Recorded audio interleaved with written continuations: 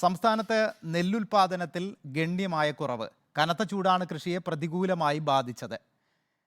കരിങ്ങാലിയിലെ 1 acre പാടശേഖരത്ത് നിന്ന് 1.5 ടണ്ണിൽ താഴെ നെല്ല് മാത്രമാണ് ലഭിച്ചത്. ആ റിപ്പോർട്ടിലേക്ക്.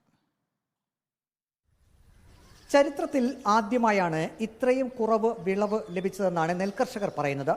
പത്തനംതിട്ട പന്തളം കരിങ്കാലി പാടശേഖരത്ത് 500 ഏക്കറിലായിരുന്നു ഇക്കുറി കൃഷി ഇറക്കിയത്.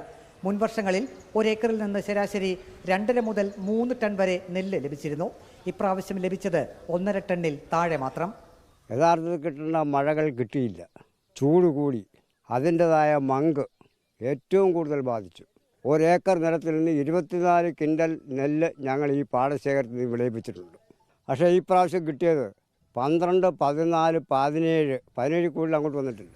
കൊടും ചൂട് വിളവ് കുറച്ചു. ഉൽപാദനത്തിന്റെ വലിയ ശതമാനം മങ്കായിപ്പോയി. മങ്ക് വേർതിരിക്കാൻ കരിങ്ങാലി പാടശേഖരത്ത് ഇതാദ്യമായി യന്ത്രം ഉപയോഗിച്ചു.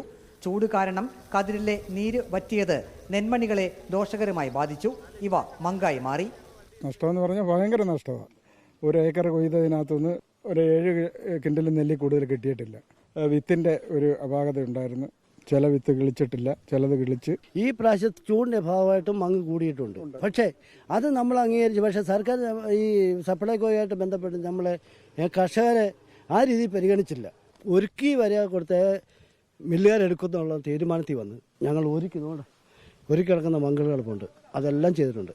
ഒരു പറ മങ്ക് നെല്ലാണെങ്കിൽ 5 പറയെങ്കിലും കണ്ടേനെ. മങ്ക് വേർതിരിച്ച് നെല്ല് ചാക്കുകളിലാക്കി മില്ലുകാർക്ക് കൈമാറുന്നതും കർഷകരാണ്. ഇപ്രാവശ്യത്തെ ഈ വിത്തിൻ്റെയാണ് പ്രധാന ഒരു കാരണം ഞാൻ മനസ്സിലാക്കുന്നത്. ഒരു തടയും ഇടാൻ കഴിയാത്ത നെല്ലുള്ള ഉണക്ക് അതൊരു വലിയ പ്രധാന ഘടകമാണ്.